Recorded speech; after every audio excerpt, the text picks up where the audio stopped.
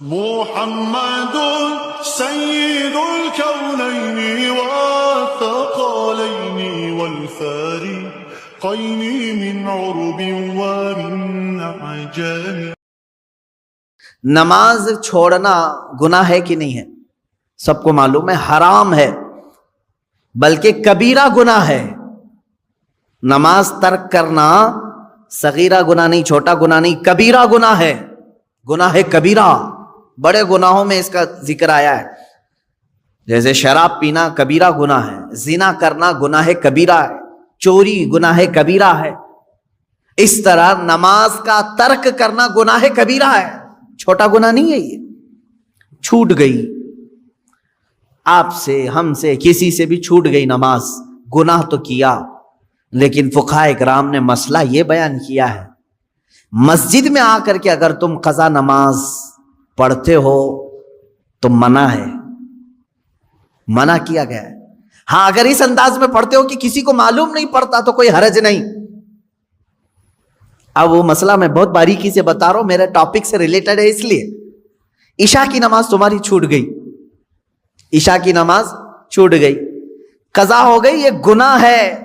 اور لوگوں کے سامنے آ کر کے بتا کر کے اس کی قضا پڑھو گے تو اظہار گناہ. تم نے سب کو بتایا کہ میری نماز چھوٹی تھی. تو گناہ کرنا ایک الگ مسئلہ ہے اور گناہ کا اظہار کرنا اور بڑا گناہ ہے. تم اگر قضا کر رہے ہو تو چھپ کر کے، ہاں اپنی نفل نمازوں کے درمیان، سنت نمازوں کے درمیان اگر قضا پڑھ رہے ہو تو کوئی حرج نہیں، پڑھ سکتے ہو. اب یہاں مسئلہ ایسا ہے کہ ہم سب ایک ہی حمام میں ہیں، یعنی سب کی قضا ہے، اس کی بھی، اس کی بھی، اس کی بھی، اس کی بھی، سب ایک دوسرے کو دیکھ رہے ہیں. اس لیے مسئلہ خراب نہیں. بزرگان دین پہلے اس پر بہت تنبیہ کرتے تھے، اگر کوئی ایک بندہ قضا نمازیں سب کو دکھا کے پڑھ رہا ہے تو سارے لوگ اسے گرفتار کر لیتے، پکڑتے ہیں کہ تو ایک گناہ کیا اور سب کو آ کر مسجد میں بتا رہا ہے. تو یہ پہلے کا یعنی ان بزرگوں کا ایک تقویٰ تھا. لیکن آج بھی میں کہہ رہا ہوں مسئلہ یہ ہے، عشاء کی نماز قضا ہو گئی. قضا پڑھنے کے لیے آپ کو کرنا کیا ہے؟ 17 رکعت پوری قضا نہیں پڑھیں گے آپ، 4 فرض اور 3 وتر. مسئلہ تو یہی ہے نا. کل کی عشاء کی نماز اگر کسی کی چھوٹی، فار ایگزامپل اللہ نہ کرے آج وہ قضا کرنے کے لیے کھڑا ہے، تو کیا کیا نمازیں قضا کرے گا؟ 4 رکعت فرض عشاء کی اور 3 رکعت واجب. یہ 2 نمازیں قضا ہوتی ہیں عشاء میں، یعنی کل 7 رکعت. وتر کی نماز جب پڑھتے ہیں تو آپ کو یہ بھی معلوم ہے تیسری رکعت میں کیا کرنا رہتا ہے؟ دعائے قنوت. حنفی جتنے بھی ہیں پیروکار ان کو معلوم ہے تیسری رکعت میں جب ہم کھڑے ہوتے ہیں سورہ فاتحہ اور سورہ پڑھنے کے بعد ہاتھ چھوڑ کر پھر دوبارہ تکبیر باندھتے ہیں اور دعائے قنوت پڑھتے ہیں، ہے نا؟ آج بھی عشاء کی نماز پڑھیں آپ تو پڑھے ہوں گے نا دعائے قنوت. 3 واجب الوتر کی جو نماز ہے اس کی آخری رکعت میں دعائے قنوت پڑھا جاتا ہے. لیکن جب قضا نماز پڑھ رہے ہیں آپ، کل کی عشاء کی قضا پڑھنے آئے، 4 رکعت فرض پڑھ لیا، کسی کو نہیں معلوم قضا پڑھ لیا آپ نے سنت کی جگہ، 3 رکعت وتر پڑھ رہے تھے. حکم یہ ہے کہ دعائے قنوت کے لیے ہاتھ نہ اٹھاؤ، ورنہ دیکھنے والا سمجھ جائے گا کہ یہ ابھی کی نہیں کوئی دوسری پڑھ رہا ہے. ہاں عشاء میں تو ہو سکتا ہے نہ سمجھے، کیونکہ عشاء میں کرنٹ نماز بھی ایک اسی وقت کی بھی ایک وتر ہے. ظہر کے وقت اگر کوئی عشاء کی قضا کر رہا تھا تو ظاہر سی بات ہے تیسری رکعت میں جب وہ کھڑا ہو کر کے ہاتھ اٹھائے گا تو جو دیکھے گا وہ سمجھ جائے گا کہ یہ وتر ظہر میں کیوں پڑھ رہا ہے، وتر ظہر میں کیوں پڑھ رہا ہے. تو گویا کہ تم نے سب کو اپنے گناہ کا گواہ بنایا، کل کی تمہاری کچھ چھوٹی تھی وہ آج آ کر پڑھ رہے ہو. گناہ کا گواہ نہ بناؤ کسی کو. اظہار گناہ یہ اور بڑا گناہ ہے.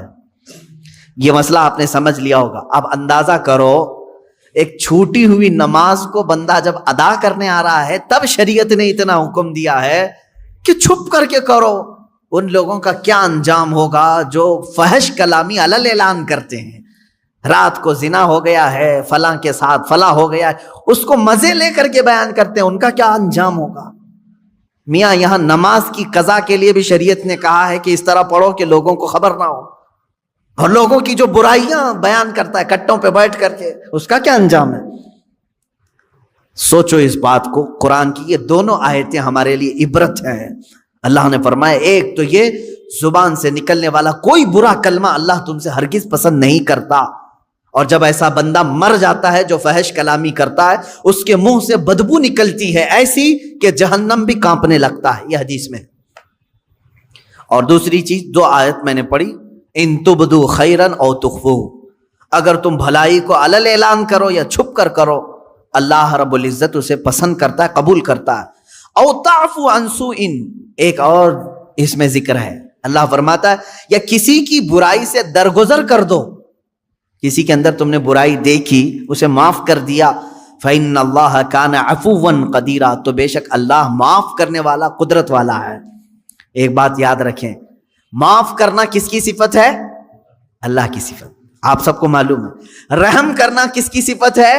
اللہ، اور رحیم بھی ہے، عفو بھی ہے۔ یہ دو عادتیں اگر بندہ اپناتا ہے، بندے کے اندر اگر رحم آیا کسی کے دل کے، کسی کے لیے، اور کسی کو دیکھ کر کے بھی اس نے معاف کر دیا، اس پر ایک روایت ہے اللہ رب العزت فرماتا ہے اس بندے کو عذاب دینے میں مجھے حیا آتی ہے کہ رحم میری صفت ہے، عفو میری صفت ہے، میرا بندہ ہو کر یہ رحم کر رہا ہے اور عفو کر رہا ہے، تو اللہ رب العزت اسے عذاب سے بری کرتا ہے جو معاف کرنے کی اپنے اندر چھمتا رکھتا ہے یا طاقت رکھتا ہے۔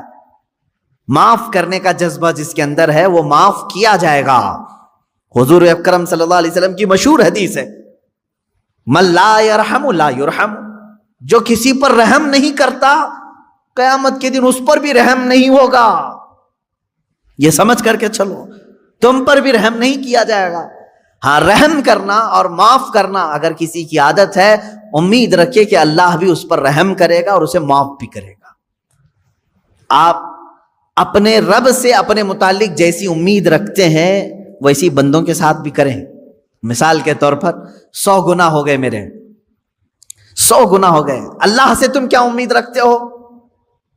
اللہ رب العزت سے تمہاری امید یہی ہے کہ میرا مولا مجھے معاف کرے گا، ہے کہ نہیں؟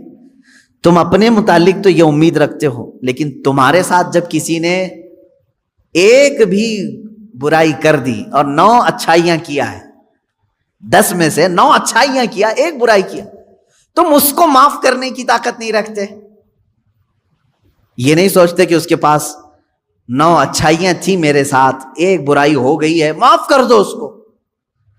تو یہ ایک بات یاد رکھو، تم اپنے رب سے 100 گناہ اپنے معاف کرانے کی امید لے کر بیٹھے ہو اور اپنے بھائی کے ایک گناہ کو معاف کرنا نہیں چاہتے، تو پھر بھول جاؤ، تمہیں بھی قیامت کے دن معاف نہیں کیا جائے گا۔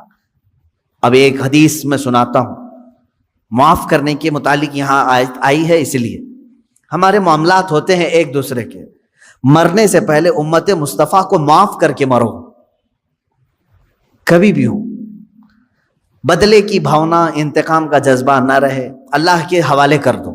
میرے ساتھ جس نے بھی جو کچھ بھی کیا، اللہ تو منتقم حقیقی ہے، تو ہی دیکھ لے، اپنے معاملات چھوڑ دو اللہ کے اوپر۔ اور رہی بات کسی نے کچھ کیا ہے تو معاف کر دو، جب تم معاف کر کے مرو گے تو ہو سکتا ہے تم نے بھی کسی کو ٹھیس پہنچایا ہوگا، یا زبانی یا ہاتھ سے، کسی بھی طرح سے، ان کے بھی دل زخمی ہوں گے کسی نہ کسی کی۔ اب یہ رب تعالیٰ اپنے ذمہ کرم پر لیتا ہے، ان کے دلوں کو نرم کرتا ہے، وہ بھی تمہیں معاف کر دیتے ہیں جب تم معاف کر کے دنیا سے جاؤ گے۔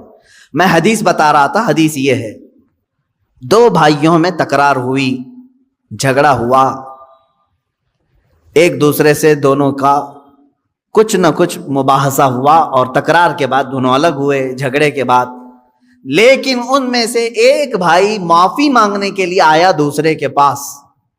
بات یاد رکھیں، حضور پاک صلی اللہ علیہ وسلم فرماتے ہیں 2 جھگڑوں کے بعد اپنے بھائی سے معافی مانگنے میں جو پہل کرے گا وہ قیامت کے دن میرے ساتھ پہلے جنت میں جائے گا، وہ جنت میں بھی پہلے ہوگا۔ یہی بات تو حضرت امام حسن اور امام حسین کے درمیان حضرت فاطمہ نے کہا تھا، دونوں چھوٹی عمر کے تھے، 6 سال یا 5 سال، دونوں میں کچھ تکرار ہوئی، بچپنے کی بات، لڑ کر کے آئے سیدہ زہرا سلام اللہ علیہا کے پاس۔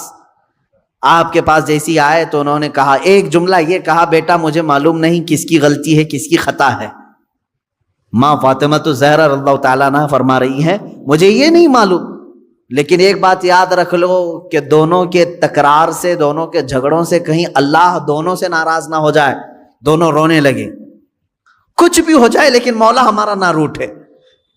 تو حضرت فاطمہ نے کہا میں نے اپنے ابا جان سے یہ حدیث سنی ہے، جو معافی مانگنے میں پہل کرتا ہے، جو معافی مانگنے میں پہل کرتا ہے وہ جنت میں بھی پہلے جائے گا۔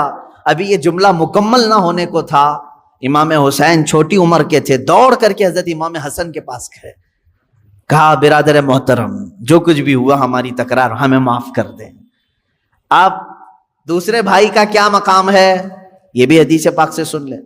معاف کر دیا تو خیر ہے، تم نے معاف کر دیا، کوئی تم سے معافی مانگنے کے لیے آیا معاف کر دیا۔ آج بہت سارے ڈھیٹ لوگ بیٹھے ہوئے ہیں، بہن آئی ہے منانے کے لیے بھائی کو، نہیں مانتا میں، چل تو نے میرے ساتھ ایسا کیا ویسا کیا، پرانی باتیں یاد کی۔ بھائی آیا ہے اس کے گھر میں شادی ہے، چلو بھیا آ جاؤ، نہیں، پرانے گڑے مردے نکال کر کے بھائی کو رخصت کر دیا، ہم تجھے معاف نہیں کریں گے، زندگی بھر معاف نہیں کریں۔ وہ لوگ بھی سن لیں، تمہاری ذمہ داری تھی معافی مانگنے کی، تم معافی مانگ لیے، بہت اچھا کیے، کیونکہ پہلے جنت میں جاؤ گے۔ اب جس کے پاس گئے تھے معافی مانگنے کے لیے اس نے نہیں معاف کیا، میرے آقا صلی اللہ علیہ وسلم کی حدیث ہے، حضور فرماتے ہیں کل قیامت کے دن وہ میری شفاعت کے قریب بھی نہ آئے۔ حضور نے فرمایا میری شفاعت کے قریب نہ آئے جو اپنے بھائی کو معاف نہیں کرنا چاہتا۔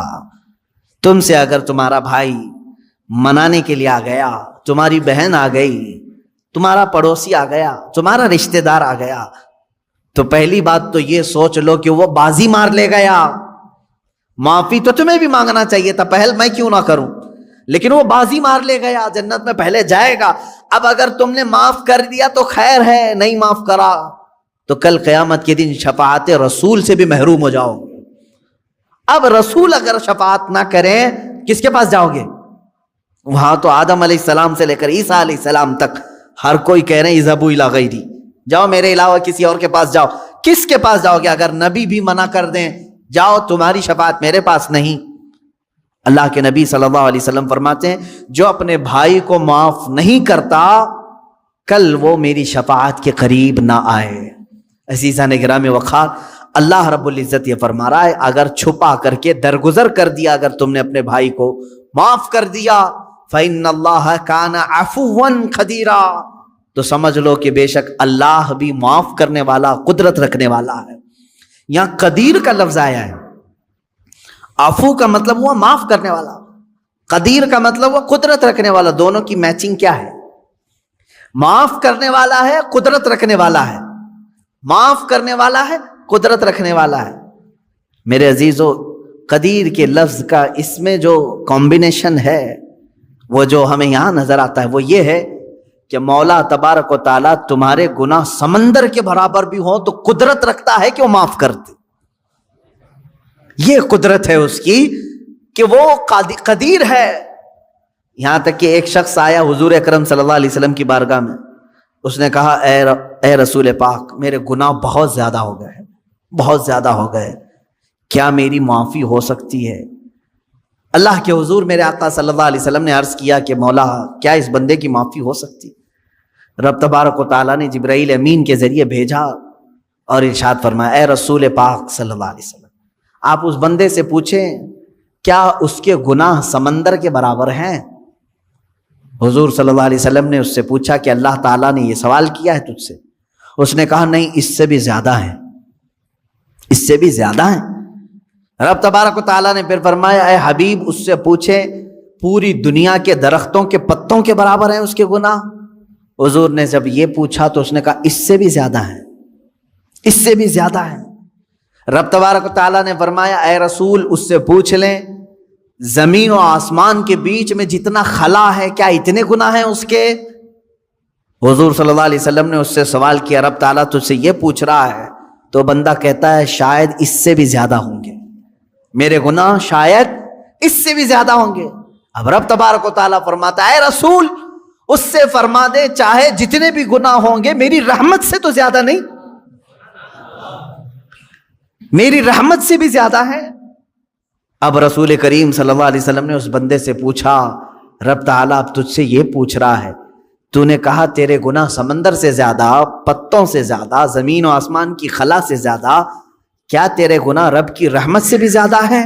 وہ رونے لگ گیا، کہا اے اللہ کے رسول، اللہ رب العزت کی رحمت بے کراں ہے، بے حساب ہے، میرے گناہ اس کی رحمت کو کہاں لگیں گے؟ تب رب تعالیٰ نے فرمایا، اے رسول اس سے فرما دے تیرا رب قدیر ہے، قدرت رکھتا ہے، یہ بڑے گناہوں کو بھی معاف فرما سکتا ہے۔ تو وہ قدیر کا معنی ہے گناہ بخشے جا سکتے ہیں، لیکن ایک بات یاد رکھیں، ایمان پہ موت ہو شرط ہے، ایمان پہ اگر موت ہو تو اللہ عفو و قدیر ہے۔ آگے کی جو آیت ہے وہ ٹاپک سے تھوڑی ہٹ کر کے ہے، یہاں سے دوسری باتیں چل رہی ہیں۔ اللہ رب العزت نے فرمایا بے شک وہ لوگ جنہوں نے اللہ اور اس کے رسول کو نہیں مانا یا کفر کرتے ہیں، نہیں مانتے، اور یہ چاہتے ہیں کہ اللہ اور اس کے رسول کے درمیان جدائی پیدا کریں، اور کہتے ہیں کہ بعض پر ایمان لاتے ہیں، بعض کو انکار کرتے ہیں، اور چاہتے ہیں کہ ایمان و کفر کے بیچ میں کوئی راستہ نکال لیں۔ اللہ فرماتا اولئک هم الکافرون حقا، یہ ٹھیک یہی اصل کافر ہے۔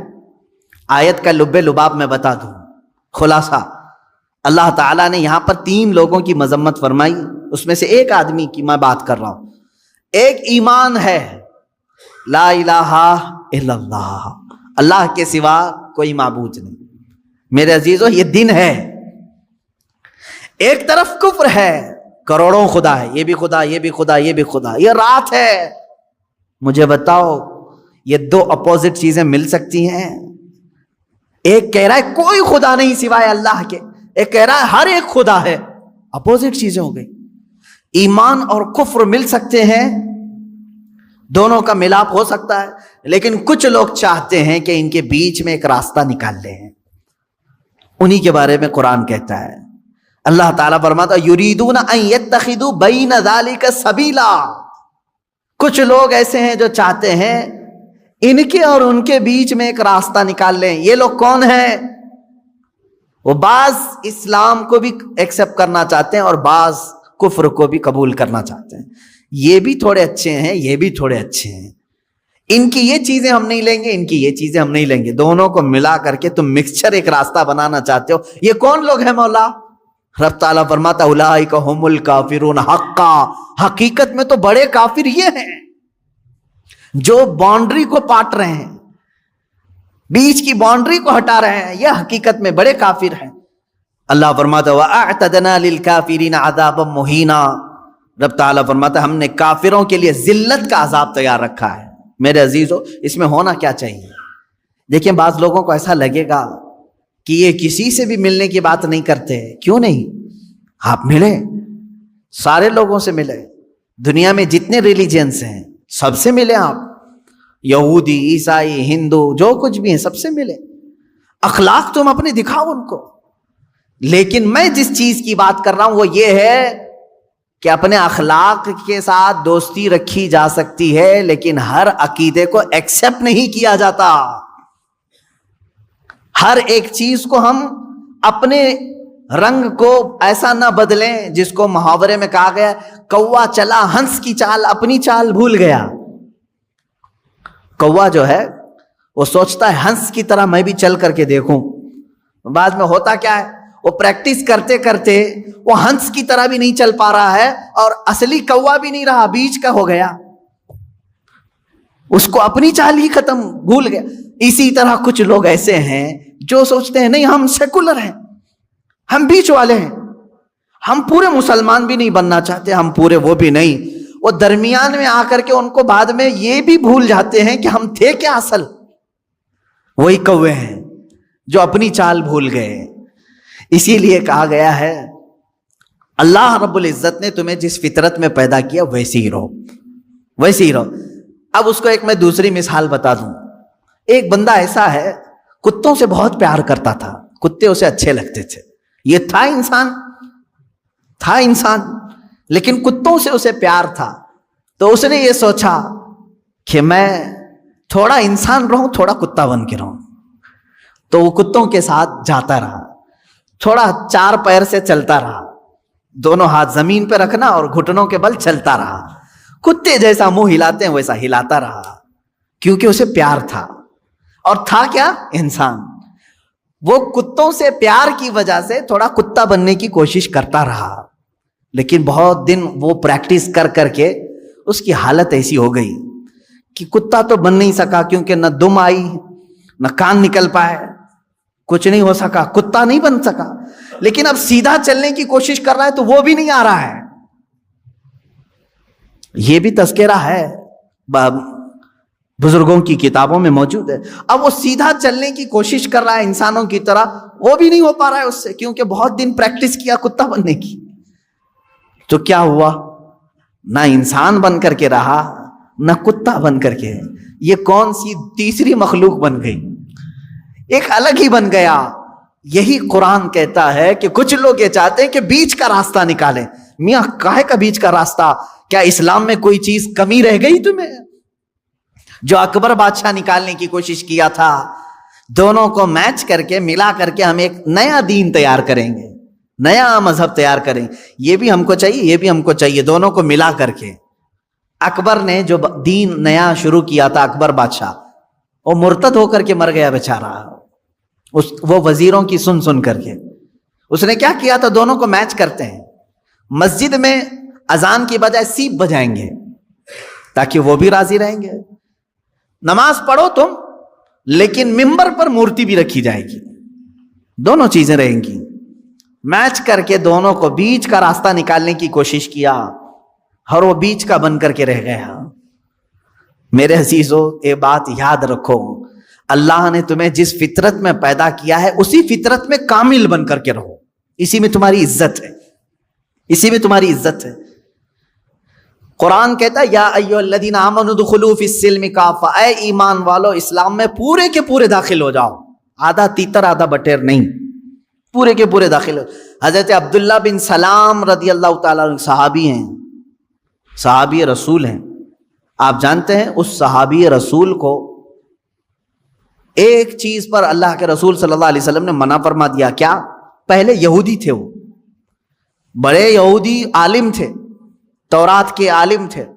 یہودی مذہب میں سنیچر کے دن شکار کرنا حرام ہے، گوشت کھانا حرام ہے سنیچر کے دن۔ دوسری چیز، اونٹ کا گوشت ان کے لیے حلال نہیں، حرام ہے شریعت موسوی میں، یہودی اونٹ کا گوشت نہیں کھاتے، حرام ہے ان کے لیے۔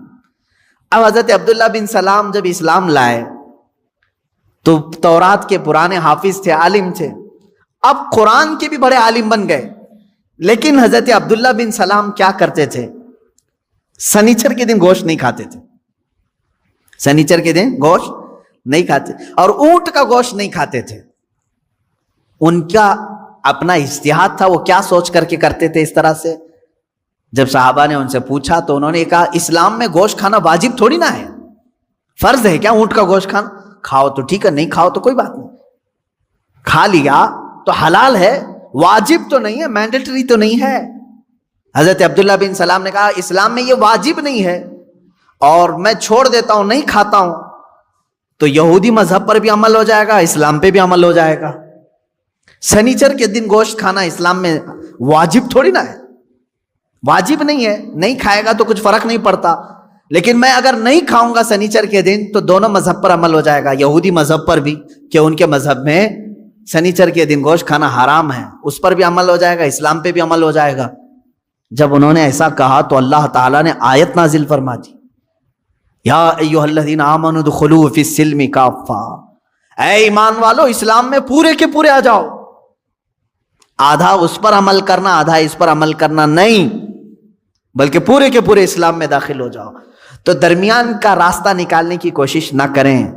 میں نے بہت گمبھیر مثالیں دی ہیں، ہاں کچھ لوگوں کے لیے وہ حقیقت میں گمبھیر مثالیں ہیں کہ کتا بننے کی کوشش کرتے رہو گے، نہیں بن سکتے، کیونکہ تمہیں 2 پیر دیے ہیں، 2 ہاتھ دیے ہیں، تم ہاتھ سے اٹھا کر کے کھانا کھانے کی فطرت رکھتے ہو، لیکن جانور سے پیار ہے، ٹھیک ہے، اچھی بات ہے، کتے سے پیار ہے، اچھی بات ہے، کیونکہ ہم کتوں سے نفرت نہیں کرتے، کسی بھی جانور سے نفرت کرنے کا حکم نہیں دیا گیا ہے سوائے موذی اور نجس۔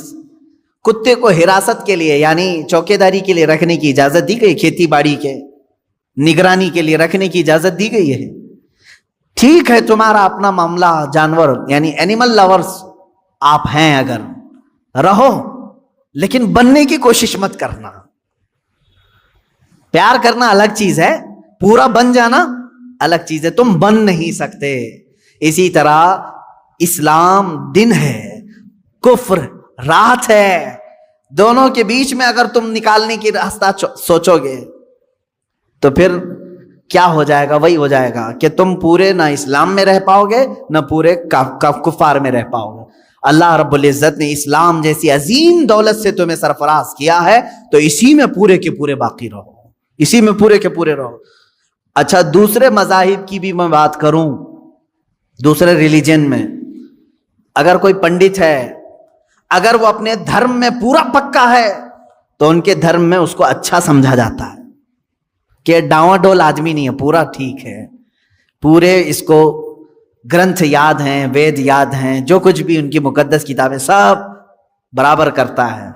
लेकिन उनमें से अगर वो कोई ऐसा शख्स जो इधर भी उधर भी हाथ पैर मारता रहता है तो वहां पर भी वो जलील हो जाता है। ये सब का मामला है। इसीलिए मैं आपसे भी कहूंगा, अल्लाह तबारक व तआला ने अगर तुम्हें दायरा इस्लाम में रखा है तो इसकी कदर करो, और अपनी नेतागिरी बचाने के लिए जगह जगह पूजा पाठ करना तुम्हारे लिए शरीयत का हुक्म नहीं है। हाँ, आप अगर यहां हिंदुस्तान में रहते हैं, आपके पड़ोसी हिंदू हैं, नॉन मुस्लिम है, तो हमारे लिए इजाजत है कि उनके दिल रखने के लिए आप उनसे दोस्ती रख सकते हैं। पड़ोसी के हुकूक में यहां तक है, इस्लाम ने बताया अगर वो गमगीन है तो उसके गम को दूर करने की कोशिश करो, अगर उसके घर में किसी चीज की कमी है तो पूरी करो।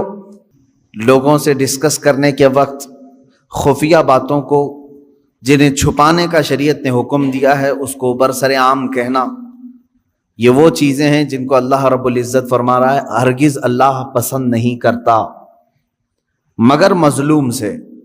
हाँ, अगर किसी पर जुल्म किया गया है, मिसाल के तौर पर किसी की इज्जत लूट ली गई, और अगर वो जालिम के खिलाफ मुकदमा करने के लिए अलल ऐलान उस गुनाह का जिक्र करे कि मेरे साथ ऐसा ऐसा हुआ है, तो वो गुनहगार नहीं है।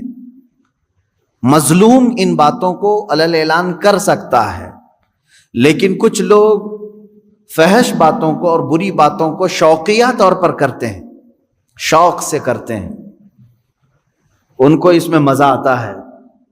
नौजवान जब चार जमा हो जाएं तो आपस में डिस्कस करने के वक्त लड़कियों की बातें करें और उसको ये समझते हैं फख्र की बात है। कुरान कह रहा है सू यानी बुरी बात को अलल ऐलान करना ये बहुत बड़ा गुनाह है।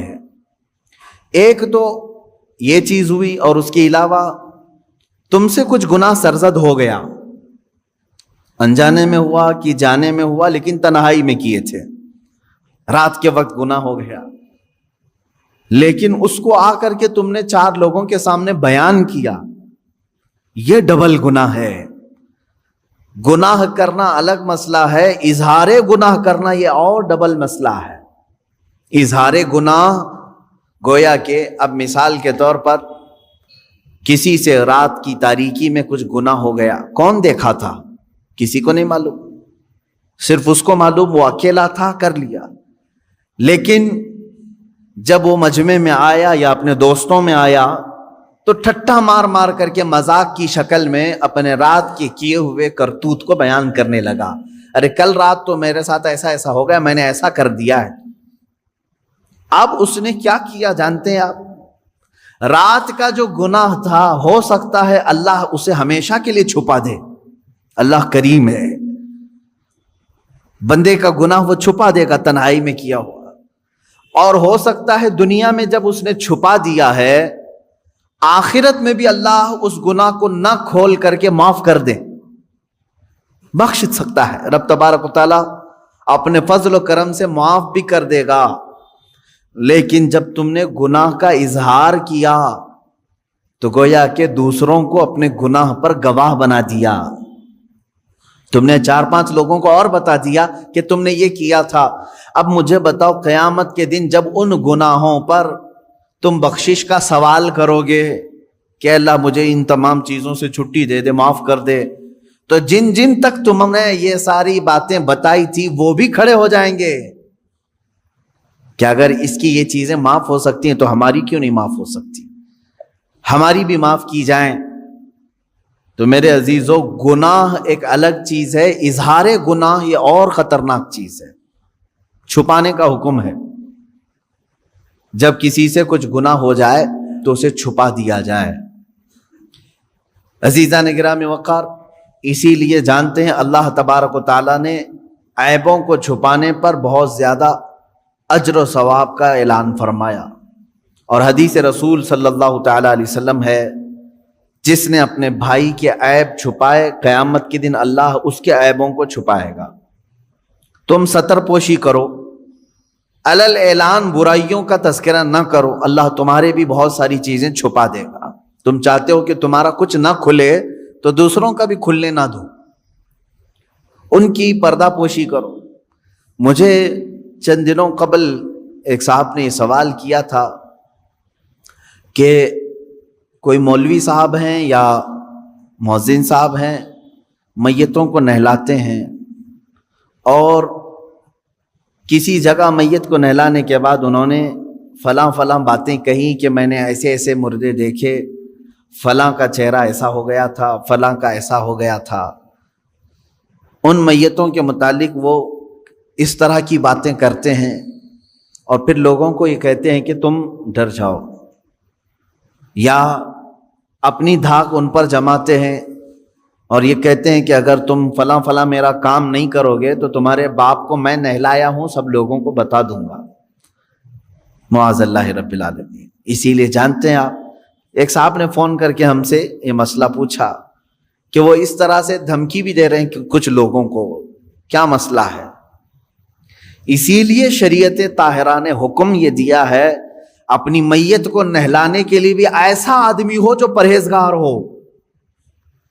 ہاں یہ حکم ہے، جو پرہیزگار ہو، جو تقوی شعار ہو، اس کو نہلانے کے لیے بھیجا جائے، وہ آدمی نہلائے میتوں کو. کیوں اس طرح کا حکم شریعت طاہرہ نے دیا؟ اس کی وجہ یہ ہے کہ اگر وہ نہلانے کے دوران کوئی عیب دیکھتا ہے تو اسے وہیں چھپا دے. مسلمان کے عیب کو ظاہر کرنا بہت بڑا گناہ ہے. جب آپ میت کا کوئی عیب نہیں بیان کر سکتے تو پھر زندوں کا عیب کیسے بیان کر سکتے ہیں؟ زندے کو تو اور مجمع میں رہنا ہے، میت کو تو اب قبرستان میں جانا ہے. اب اس کے تم جو برائیاں بیان کر رہے ہو میت کی، یہاں تو کوئی اس کو اب برا بھلا کہنے والا کوئی نہیں رہے گا، وہ تو قبرستان اپنے الگ شہر چلا گیا. لیکن شریعت نے جب میت کی برائیاں کرنے کو منع کیا ہے تو آپ اندازہ کریں زندوں کے عیبوں کو کھولنا کتنا بڑا گناہ ہے. اور ایک بات یہ بھی یاد رکھ لیں، جنہوں نے مسئلہ مجھ سے پوچھا تھا میں ان کو یہاں ذکر کر کے میسج بھی دے دیتا ہوں. جو بندہ چاہے وہ مولوی ہو، مؤذن ہو، جس نے بھی ایسی حرکتیں کی ہیں کہ میتوں کو نہلانے کے بعد ان کے گھر والوں کے ساتھ بلیک میلنگ کرنا، میں کہتا ہوں ایسا شخص فاسق و فاجر ہے، بدترین گنہگار ہے، اور اسے آئندہ اس طرح مومن میتوں کو نہلانے کا کام ہرگز نہ دیا جائے. یہ بات آپ سمجھ کر کے چلیں کہ مومن وہ ہے جو اپنے دوسرے مومن بھائیوں کی عیب پوشی کرے، یعنی چھپا دے. اب دیکھیں آیت پڑھیں، یہاں پر جس بات کا ذکر ہے وہ باتوں کا ہے. لا يحب اللہ الجہر بالسوء من القول، باتوں میں بری بات علل اعلان کرنا اللہ کو سخت ناپسند ہے. بری باتیں، اس میں کیا کیا چیزیں آ گئیں؟ وہ سارے گانے جن میں فحاشیاں ہوتی ہیں وہ بھی اس میں آ گئیں. اللہ ہرگز نہیں پسند کرتا. بعض لوگ یہ سمجھتے ہیں فیشن ہے، اس میں غلیظ باتیں ہوتی ہیں. بعض شعراء ایسے ہوتے ہیں، شاعر لوگ، جس میں غلاظت بھری ہوئی ہوتی ہے. عورتوں کے اندرونی معاملات پر گفتگو کرنا اور اس پر شعر و شاعری کرنا اور فحاشیت کی طرف خصوصیت کے ساتھ کچھ شعر ایسے ہوتے ہیں جن سے شہوت کو ابھارا جائے. میرے عزیزو یہ تمام باتیں اس آیت کے اندر ہیں. اللہ نے فرمایا ایسی بری بات کا علل اعلان کرنا اللہ رب العزت کو سخت ناپسند ہے، سخت ناپسند ہے. ایک حدیث میں نے پڑھی، آپ سب توجہ رکھیں میرے عزیزو، بچوں جوان. فحاشی کی باتیں عام طور پر لوگ بیٹھ کر کے ڈسکس کرتے ہیں. جانتے ہیں اس کا انجام کیا ہونے والا ہے؟ تم سوچتے ہوں گے ٹھٹا مار کر کے ہنس دیے، فلاں عورت کے اندرونی معاملات پر ہم گفتگو کریں، فلاں لڑکی کی فگر کے بارے میں بات کریں، معاذ اللہ. ایسے بہت ساری چیزیں ہیں جو غلاظت ہے، اس کو علل اعلان آدمی کر رہا ہے. اس کا انجام کیا ہے؟ حدیث پاک میں ہے، فرمایا گیا جب وہ مرتا ہے تو اس کے منہ سے ایک اتنی تیز بدبو نکلتی ہے جس سے جہنم بھی کانپنے لگتا ہے. یہ ہو سکتا ہے کہ سامنے والوں کو نہ سونگنے میں آئے جو اس وقت میت کے ہیں، لیکن یہ باطنی بدبو اس کے منہ سے نکلتی ہے جس سے جہنم کانپنے لگتا ہے. اتنی خطرناک بدبو اس کے منہ سے نکالی جائے گی. جو اپنی زندگی میں فحش کلامی کرتا تھا. میرے عزیزو گناہ کس سے نہیں ہوتے؟ گناہ بہت سارے لوگوں سے ہو جاتے ہیں، لیکن ان گناہوں کا اظہار کرنا اپنی زبان سے یہ غلیظ گناہ ہے، سخت ترین گناہ ہے. تم لوگوں کے سامنے بیٹھ کر کے جب بیان کرو گے تو اس کا مطلب یہ ہوا کہ اللہ کو تم سینہ زوری کر رہے ہو، اترا کر کے بتا رہے ہو، دیکھ میں نے چھپ کر کے کیا بھی اور سب کو بتا بھی رہا ہوں، کون میرا کیا کر لے گا. معاذ اللہ رب العالمین. تو گویا کہ تم رب ذوالجلال سے کوئی خوف نہیں رکھتے. مومن کی شان یہ ہے کہ انجانے میں بھولے میں گناہ ہو گیا تو سر جھکا کر کے چلتا ہے، شرمندگی سے ڈرتا ہے کہیں میرے مولا کی پکڑ نہ ہو جائے.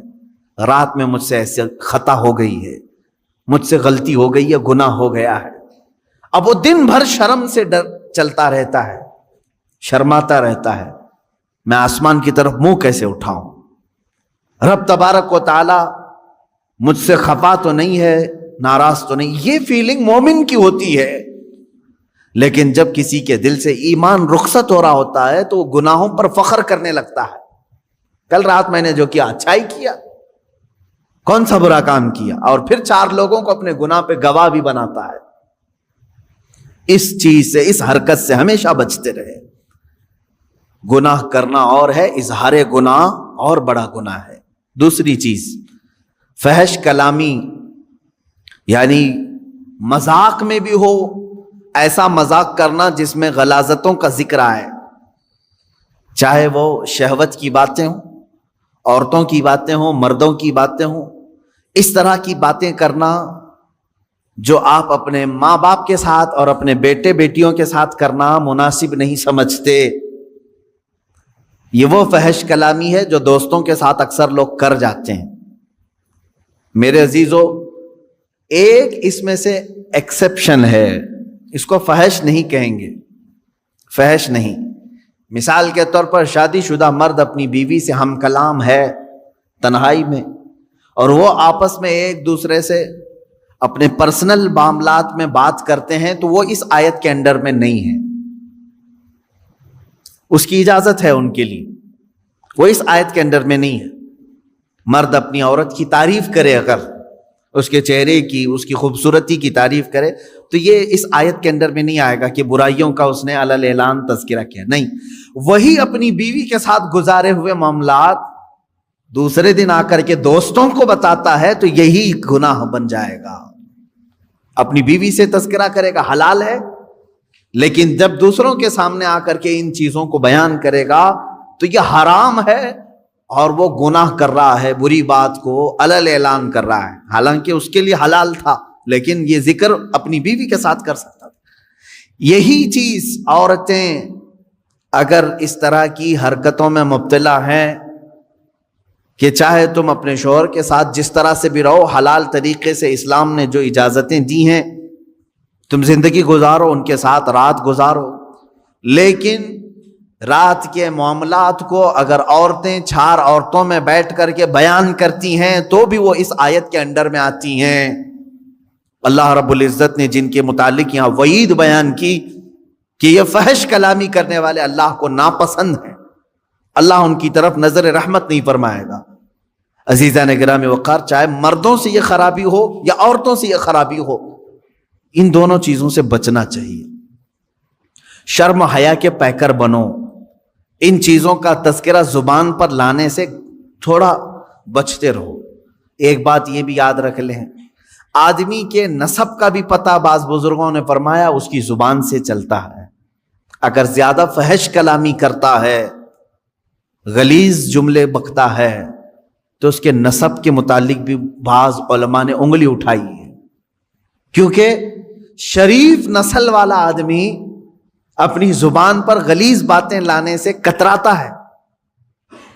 جیسے ابھی عشاء کی نماز میں ہم نے ایک سورہ قلم کی تلاوت کی ہے، اس میں ایک بندے ولید بن مغیرہ کی 10 برائیاں اللہ نے گنائی ہیں۔ 10 برائیاں۔ وہ کیا کیا کرتا تھا؟ حضور پاک صلی اللہ تعالیٰ علیہ وسلم کو گالیاں دیتا تھا، رسول پاک صلی اللہ تعالیٰ علیہ وسلم کو کبھی جادوگر بولتا تھا، وہ کہتا کہ کبھی ان کو مرگی آتی ہے، بیمار ہیں، یہ سب جملے بکتا تھا۔ یہاں تک کہ حضور صلی اللہ علیہ وسلم جب آیتیں تلاوت کرتے تو یہ کہتا یہ تو پرانے لوگوں کی لکھی ہوئی آیتیں کہیں سے چرا کے تم لائے ہو، تو اس طرح کے جملے کہتا تھا۔ تو قرآن نے اس کے متعلق کیا بتایا؟ وہی جو ابھی میں نے جسٹ تھوڑی دیر پہلے کہا، فحش کلامی جو ہے وہ نسب کے اوپر شک پیدا کرتی ہے۔ قرآن نے کہا عتل بعد ذلک زنیم، یہ وہ شخص ہے جو زنا سے پیدا ہوا ہے، جو رسول مختار صلی اللہ تعالیٰ علیہ وسلم پر ایسی باتیں کر رہا ہے، جھوٹے الزامات لگا رہا ہے، تہمتیں لگا رہا ہے، اس کے نسب میں خرابی ہے۔ ولید بن مغیرہ مشہور شخص ہے، اور جب قرآن نے یہ بیان کیا تو دوڑتا ہوا اپنی ماں کے پاس گیا، کہا قرآن نے میری برائیاں گنائی اور یہ بھی کہا ہے کہ میں زنا سے پیدا ہوا ہوں، میرے باپ کا نام تو مغیرہ ہے۔ اپنی ماں کو گرا دیا، اس کے سینے پر بیٹھ گیا، کہا سچ سچ بتا میں کس کا بیٹا ہوں۔ اس کی ماں نے کہا بیٹا ولید، تو اگر مغیرہ کا ہی بیٹا ہوتا تو اپنی ماں کے سینے پہ چڑھ کے نہیں بیٹھا ہوتا۔ بات در حقیقت یہ ہے، بکریاں چرانے والے ایک آدمی سے مجھے عشق ہو گیا تھا، میں نے اس کے ساتھ بدکاری کر لی، میں نے اس چرواہے سے زنا کر لیا، اسی نطفے سے تو پیدا ہوا۔ ماں نے اس شک کو بھی دور کر دیا، قرآن نے جو بتایا وہ حق ہو کر نکلا۔ یہاں سے پتا چلتا ہے کہ ہر گستاخ رسول کا نطفہ پلید ہے۔